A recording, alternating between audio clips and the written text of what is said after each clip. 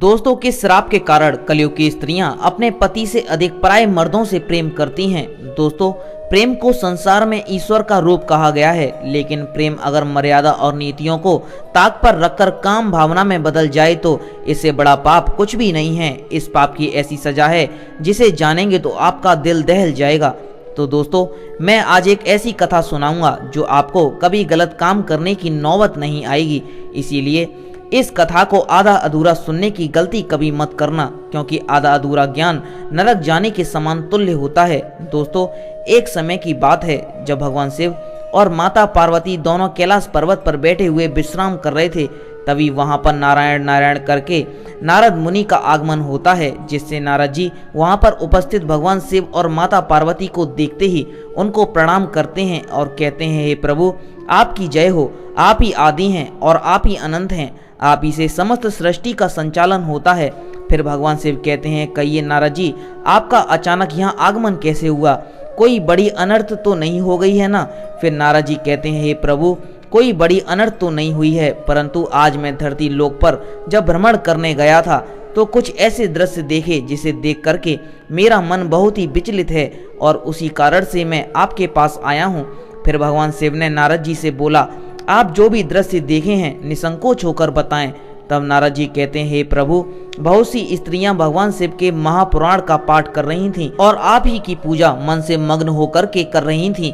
जो स्त्रियां सर्वगुणों से संपन्न पति की चाहत रखती हैं वह सभी आपको जल चढ़ाती हैं और सोमवार के दिन भूखे रह कर के निर्जला व्रत रखती हैं और आपको परम परमेश्वर के रूप में पूजती हैं। किंतु कुछ स्त्रियां पति की आंखों में धूल झोंक करके अन्य पुरुषों के साथ अनैतिक संबंध बनाती हैं, जिससे यह दृश्य देख करके मेरे मन में बड़ी ही व्याकुलता हुई और मेरे मन में 3 प्रश्न उठे हैं। हे प्रभु, इन्हीं प्रश्नों के उत्तर को जानने के लिए मैं आपके पास आया हूँ। कृपा करके मेरे मन की जिज्ञासा को आप शांत करने की कृपा करें। तब नारद जी की बात को सुनकर के भगवान शिव कहते हैं, नारद मुनि, आपके मन में जो कुछ भी प्रश्न उठ रहे हैं, 3 प्रश्न उठ रहे हैं, उसे निसंकोच होकर के मुझसे कहिए। मैं अवश्य ही तुम्हारी शंका का समाधान करूंगा और तुम्हारे सभी प्रश्नों का उत्तर दूंगा। फिर भगवान शिव की बात को सुनकर के नारद जी कहते हैं, हे प्रभु, मेरा पहला प्रश्न है कि किस श्राप के कारण स्त्रियां पराये पुरुषों के साथ संबंध बनाती हैं, और मेरा दूसरा प्रश्न है कि पति से धोखा करने वाली स्त्री के साथ क्या होता है और ईश्वर उसे कौन सा दंड देता है, और मेरा तीसरा प्रश्न है कि पति के अलावा अन्य पुरुष के साथ संबंध बनाने से स्त्री को कौन सा पाप लगता है। दोस्तों, नारद जी की बात को सुनकर के भगवान शिव कहते हैं, हे नारद, तुमने बड़ा ही उत्तम प्रश्न किया है और समस्त नारी जाति के कल्याण के लिए बड़ा ही सुंदर प्रश्न किया है।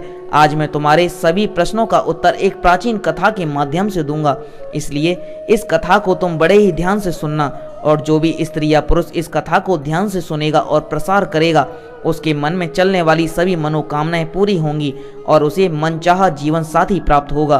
फिर नारद जी कहते हैं, हे प्रभु, आप कथा को शुरू कीजिए, मैं पूरे ध्यान से इसको सुनूंगा और इसका प्रसार भी करूंगा। फिर भगवान कथा को शुरू करते हैं और कहते हैं, हे नारद, एक समय की बात है, ब्रह्मा जी ने जब सृष्टि का निर्माण का कार्य शुरू किया तब स्त्री की रचना करने में उन्हें बहुत समय लगा। हर अंग और उसके अंदर गुणों की रचना उन्हें करनी पड़ी। उसके मन को अति जटिल प्रकार से निर्माण किया गया, इसलिए स्त्री के मन को समझ पाना बड़ा ही दुर्लभ है, क्योंकि उसके अंदर सौम्यता और निष्ठुर ये दोनों गुणों को डाल दिया था। उसी प्रकार से उन्होंने स्वयं के शरीर को एक कन्या भी उत्पन्न थी। उस कन्या का नाम अहिल्या था। यह वही कन्या है जिसको श्राप के कारण आज कई सारी स्त्रियां पुरुषों के साथ अनैतिक संबंध बनाती हैं और अपने पति से ज्यादा उनका सम्मान करती हैं। इसी अहिल्या की कथा में तुमको तुम्हारे जितने भी मन में प्रश्न हैं उन सभी का उत्तर मिल जाएगा। फिर भगवान शिव कहने लगे कि देवी अहिल्या बहुत ही सुंदर, गुणवान और चरित्रवान स्त्री थी, जिनको वरदान प्राप्त था कि वह हमेशा 16 वर्ष की आयु की ही सुंदर कन्या बनी रहेंगी और कभी भी उनकी सुंदरता कम नहीं होगी। फिर एक दिन की बात है जब ब्रह्मा जी ने उनको शिक्षा प्राप्त करने के लिए महर्षि गौतम के आश्रम में भेज दिया था, तो वह कन्या इतनी सुंदर थी कि सारे संसार के जो भी देव, दानव, मानव उसे सभी अपनी पत्नी बनाने की इच्छा रखते थे। किंतु जब गौतम मुनि के आश्रम में अत्यंत सुरक्षित रह करके उन्होंने जब शिक्षा ग्रहण की और उसके बाद जब उसे गौतम ऋषि ने वापस ब्रह्मा जी के पास भेजना चाहा, तब ब्रह्मा जी ने गौतम ऋषि के मन की पवित्रता को देख करके कहा कि अहिल्या का विवाह तुम्हारे साथ ही होना ठीक है, क्योंकि तुम्हारा मन बड़ा पवित्र है और आपके जैसा योग्य वर पूरे संसार में कहीं नहीं है। फिर भगवान शिव कहते हैं, हे नारद मुनि, कुछ दिन बीतने के बाद जब देवी अहिल्या गंगा तट पर स्नान करने के लिए गई हुई थी, उसी समय देवराज इंद्र भी उसी वन में विहार करने के लिए आए थे। उस समय जब इंद्र की कुदृष्टि देवी अहिल्या पर पड़ी तो वह उनकी सुंदरता को देख करके इतने मोहित हुए कि देवराज इंद्र अपने इंद्रियों की लालसा में उन्मत्त हो गए। फिर दोस्तों, जब इंद्र को इस बात का पता चला कि उनका विवाह ऋषि गौतम के साथ हो चुका है, फिर भी वह उनके पीछे उन्हें पाने के लिए पड़ गए। वह हर रोज नित्य उन्हें देखने के लिए छुप छुप करके उनका पीछा किया करते थे। उसने ऋषि गौतम और देवी अहिल्या की सारी गतिविधियों को जान लिया और फिर एक दिन वह चंद्रमा के पास गए और वे दोनों मिलकर कुटिल षड्यंत्र रचने लगे। दोस्तों, भगवान शिव कहते हैं, जब भी कोई व्यक्ति अपने मित्र का चुनाव करता है तो सबसे पहले उसके आचार विचार एक जैसे ही होते हैं। जैसे कि किसी चोर का मित्र चोर ही होता है और संत का मित्र संत ही होता है, ठीक उसी तरह एक दिन इंद्र और चंद्र ने मिलकर के एक योजना बनाई। उस योजना के अनुसार एक रात को इंद्रदेव मुनि गौतम के भेष में अहिल्या के पास जाएंगे और चंद्रमा इस जोखिम भरे काम में उनकी सहायता करेंगे। फिर भगवान शिव कहते हैं, हे नारद जी, चंद्रमा ने भी अपने गुरु से धोखा किया था, जिसका कारण यह था कि चंद्रमा के गुरु जो देव बृहस्पति थे, वह शिक्षा हासिल करने के लिए बृहस्पति के पास गए थे। वहां चंद्रमा बृहस्पति की पत्नी जो तारा थी, उसकी सुंदरता पर मोहित हो गए और उनसे प्यार करने लगे। इसके बाद तारा चंद्रमा के साथ चली गई और बृहस्पति को छोड़ दिया।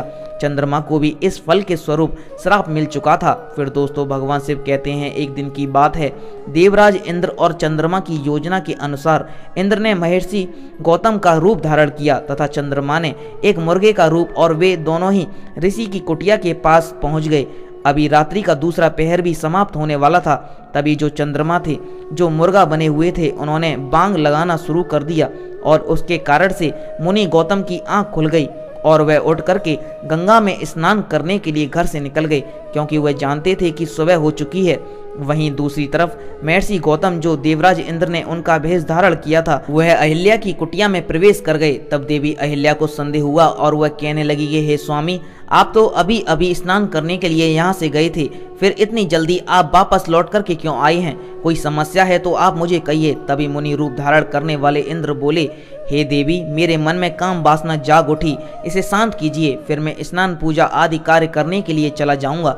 अपने पति को ऐसे व्याकुल अवस्था में देख करके देवी अहिल्या ने शर्माते हुए कहा कि हे स्वामी, अभी तो प्रातः काल है, इस समय मुझे काम क्रीड़ा करना ठीक नहीं लगता। किंतु इंद्र ने अहिल्या को अपने पतिव्रता धर्म की कसम दिलाते हुए उन्हें शारीरिक संबंध बनाने पर मजबूर कर दिया। फिर दोस्तों, भगवान शिव कहते हैं, हे नारद मुनि, दूसरी तरफ जब ऋषि गौतम स्नान करने के लिए गंगा तट पर गए तो उन्होंने देखा कि कोई अन्य व्यक्ति यहाँ पर नहीं था और काफी समय बीत जाने के बाद भी वह गहरा अंधेरा छाया हुआ था। तब उन्हें ऐसा लगा कि उन्हें किसी अनहोनी का एहसास होने लगा और वह बड़ी ही जल्दी से अपने घर के पास वापस चले गए। जब वह वापस पहुंचे तो उन्होंने देखा कि कोई अन्य व्यक्ति उनके जैसा भेष बना करके उनकी ही पत्नी के साथ भोग विलास कर रहा है। तब ऋषि गौतम को देख करके देवी अहिल्या और देवराज इंद्र आश्चर्य में पड़ गए और शर्म के मारे दोनों ने झुकी नजर से अपने वस्त्र परिधान किए। तभी ऋषि गौतम को अपनी पत्नी की ऐसी हालत देख करके बहुत बड़ा क्रोध आया और वह बोले कि हे दुष्ट नारी, आज तुमने अपना पतिव्रता धर्म खंडित किया है, इसीलिए अभी इसी क्षण में तुम्हें त्याग देता हूँ। तुम्हें अपने और पराये पुरुष में कुछ भी भेदभाव महसूस नहीं हुआ है। तुमने देवी होकर के भी ऐसा घृणित निंदनीय काम किया है। आज मैं तुम्हें समस्त नारी जाति से यह श्राप देता हूँ कि तुम कभी भी अपनी काम वासना को शांत नहीं कर पाओगी। हमेशा भोग विलास की चाह में तुम अपने धर्म को ही भूल जाओगी। दोस्तों, फिर भगवान शिव कहते हैं, हे नारद मुनि, देवी अहिल्या अपने पति के चरणों में गिर कर के उनसे विनती करने लगी और जोर जोर से रोने लगी, विलाप करने लगी और क्षमा मांगने लगी। फिर ऋषि गौतम अपनी पत्नी से बोले, हे अहिल्या, तुमने आज न केवल अपने पतिव्रता धर्म को भंग किया है, बल्कि तुमने एक गुरु का भी भयंकर अपमान किया है, जिससे मुक्ति मिलना अत्यंत ही कठिन है और असंभव है। किंतु दूसरी तरफ उन्होंने श्राप देते समय कहा कि तुम्हारा शरीर हमेशा हमेशा के लिए पत्थर का बन जाएगा। दोस्तों, भगवान शिव कहते हैं, हे नारद मुनि, उसी समय गौतम ऋषि ने जब देवराज इंद्र को चंद्रमा की तरफ देखा तो वे दोनों मुनि के गुस्से को देख कर के स्वयं के असली रूप में आ गए और गौतम ऋषि के चरणों में गिर कर के गिड़गिड़ाने लगे और माफ़ी मांगने लगे। लेकिन गौतम ऋषि ने अपने कमंडल में जल निकाला और देवराज इंद्र को श्राप दिया कि जिस स्त्री की योनि की चाह में तुमने आज जो घृणित और निंदनीय काम किया है, इसके फलस्वरूप तुम्हारे शरीर पर हजारों योनि उत्पन्न हो जाएंगी। और चंद्रमा को भी उन्होंने श्राप दिया। इसी तरह से उस समय ब्रह्मा जी सहित अन्य देवता भी वहां पर आ गए और वह सभी होनी को न टाल सकें क्योंकि मुनि श्राप दे चुके थे। जब इन सारी बातों का पता देवताओं को लगा तब उन्होंने गौतम ऋषि से विनती की और अहिल्या के श्राप से मुक्ति का समय पूछा। तब मुनि गौतम ने कहा कि त्रेता युग में भगवान श्री विष्णु जब रामा अवतार में आएंगे और इस पत्थर रूपी मूर्ति को पैर से छुएंगे, उसके बाद ही इसे पाप से मुक्ति मिलेगी। तब तक के लिए इस स्त्री को आत्मा को घोर नरक की यातनाएं भोगनी पड़ेंगी। तो दोस्तों, वहीं दूसरी तरफ जब देवराज इंद्र के शरीर पर हजार योनि उभर आईं, तभी सभी देवी देवता उन पर हंस हंस करके उनका उपहास करने लगे। तब इंद्र सहित सभी देवता गौतम ऋषि से श्राप का उपाय पूछने के लिए तब गौतम ऋषि ने सभी का सम्मान करते हुए उन सभी योनियों का आंखों में बदल दिया। फिर दोस्तों, शिव जी कहते हैं, हे देवर्षि नारद, अब आपको समझ में आ गया होगा कि आखिर किस श्राप के कारण स्त्रियां पराये पुरुषों के साथ संबंध बनाती हैं और जो भी स्त्री दूसरे पुरुषों के साथ भोग विलास करती है उसे कई वर्षों तक नरक की सजाएं भोगनी पड़ती हैं। जो भी स्त्री अपने पतिव्रता धर्म का पालन करती है उस पर मेरा आशीर्वाद बना रहता है। अगर कोई स्त्री जाने अनजाने में पाप करती है तो उसे घोर नरक का भागी बनना पड़ता है और उसे नरक की सजाएं भोगनी पड़ती हैं और किसी भी प्रकार के व्रत तप और उपवास का उसे फल नहीं प्राप्त होता है। उसके जितने भी पुण्य होते हैं वह सब छीड़ हो जाते हैं, सारे पुण्य शून्य हो जाते हैं। फिर भगवान शिव कहते हैं, हे नारद, आपके तीसरे प्रश्न के अनुसार पति को धोखा दे करके पराये पुरुष के साथ संबंध बनाने वाली स्त्रियों के सारे पुण्य समाप्त हो जाते हैं और जो भी पुरुष दूसरों की पत्नी के साथ जबरदस्ती या मजबूरी में गलत कर्म या पाप करता है उसे भी मृत्यु के बाद नरक में ही जाना पड़ता है और अगले जन्म में उस पुरुष को किन्नर की योनि प्राप्त होती है। फिर भगवान शिव कहते हैं कि हे नारद, अब मैंने जितने भी तुम्हारे प्रश्न थे उन सब के उत्तर इस कथा के माध्यम से दे दिए हैं। तब नारद जी कहते हैं कि हे प्रभु, आज मैं धन्य हो गया। इन प्रश्नों का उत्तर पाकर के मेरे मन में जो भी जिज्ञासा थी वह शांत हो गई है। तो दोस्तों, हम आशा करते हैं कि आपको ये कथा पसंद आई होगी। अगर पसंद आई है तो इस चैनल को सब्सक्राइब करके बराबर वाले बेल आइकन को दबा लेना और साथ ही कमेंट में हर हर महादेव लिखना मत भूलना। आपका यहाँ तक वीडियो देखने के लिए बहुत बहुत धन्यवाद।